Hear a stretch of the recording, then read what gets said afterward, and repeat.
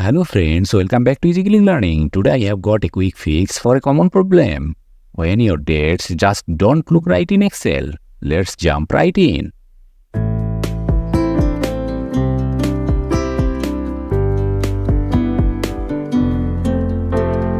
Alright, I have got a dataset open here and I want to correct these date formats that Excel won't recognize. First up, select the cell with those problematic dates. Now go to the Data tab. This is where we will work our magic. Here's the key.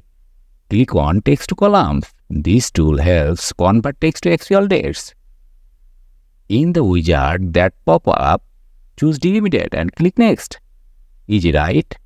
This tells Excel we are splitting the text format. Next, uncheck all these boxes.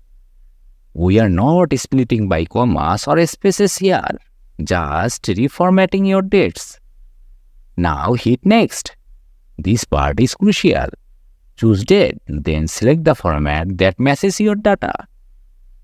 Like DMY for day, month, year, or MDY if you are using month, day, year. Remember, your date format should align with your regional settings. For example, the UK uses day, month, year, while the US uses month, day, year. Finally, click the Finish button and let Excel do the rest.